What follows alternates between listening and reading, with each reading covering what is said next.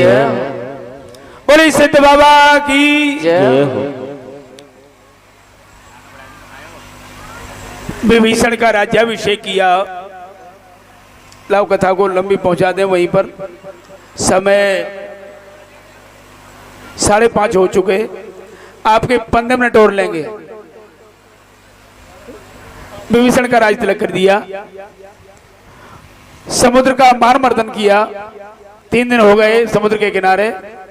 क्रोधित होके जैसे ही धनुष पे बाण चढ़ाया, समुद्र ब्राह्मण का रूप धारण करके आया।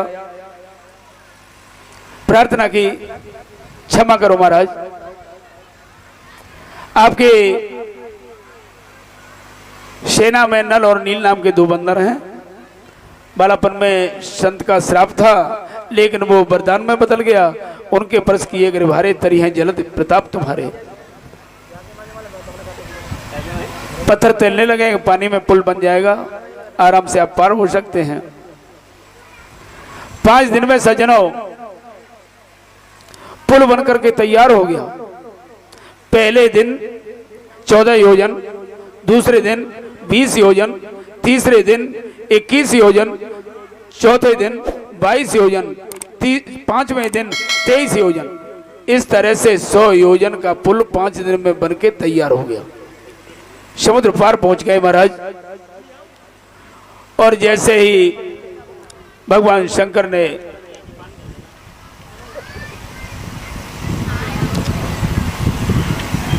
इधर शंकर जी की स्थापना की, पुल बनाया जो आज भी रामेश्वरम के नाम से है। पार हो गई सेना महाराज, सुवेल सेल पर जाके पहुंच गए। देखिए अब हम व्यंगावलोकन करेंगे। 10 मिनट में आपकी पूरी रामायण करेंगे, ठीक है। बोली भक्त वत्सल भगवान की जय हो। बोली हनुमान जी महाराज की जय हो। जाके अंगद जी को भेजा। अंगद जी ने रावण का बल पुरुषार्थ पैर जमा करके वे ध्वंस कर दिया। जैसे ही चरण पकड़े, कहा राम जी की चरण जाके पकड़ो,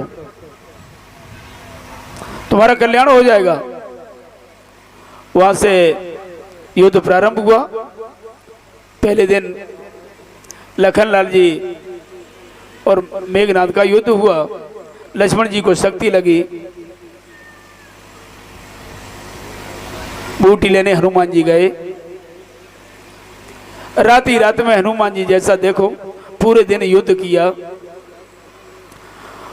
और शाम के समय पर जैसे ही तो मेघनाथ समकोट सद योद्धा राय उठाए, जगदाधार शेष के में उठाने चले किसी आए।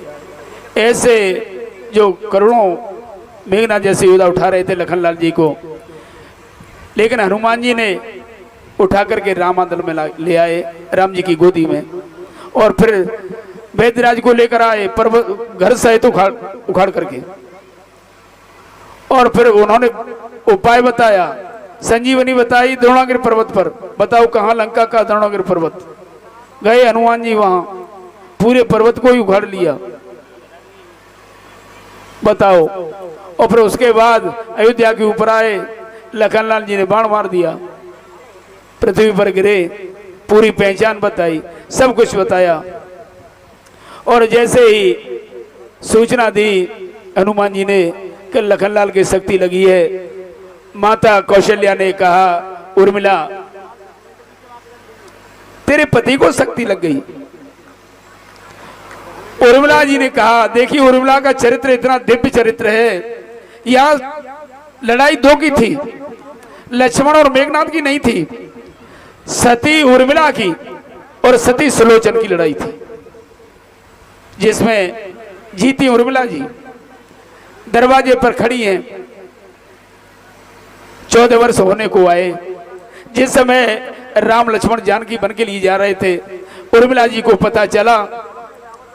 उसी समय महल से बाहर निकल के आई कि पति के कम से कम सिर पे चंदन लगाऊंगी, तिलक करूंगी। थाल सजाया, सोने का थाल, गंगा जल से भरा हुआ लोटा, फूलों की माला पड़ी हुई है। और जैसे ही दरवाजे पर आई तब तक पता चल गया कि बुद्ध बन के लिए चले गए।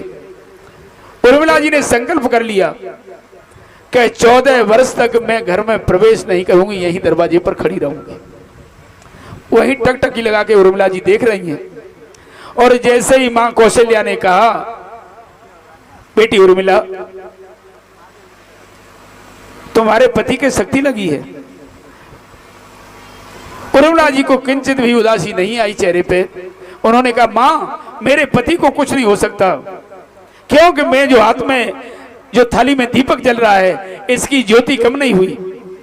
फूल जो माला में प्रोए हुए हैं, एक फूल भी मुरझाया नहीं है। और जो गंगाजल भरा हुआ है, 14 वर्ष पूरे होने को आए मां, और इसमें से एक बूंद भी पानी कम नहीं हुआ है। मेरे पति को कुछ नहीं हो सकता। ऐसी उर्मिला जी ने कहा। और यही उर्मिला जी महाराज जब राजा बने आकर के, लक्ष्मण जी ने पूछा, तुम्हारे लिए मैंने फल भेजे थे, तुम तो खाती रही होंगी। उर्मिला जी ने कहा, वशिष्ठ जी से पूछ लिया जाए।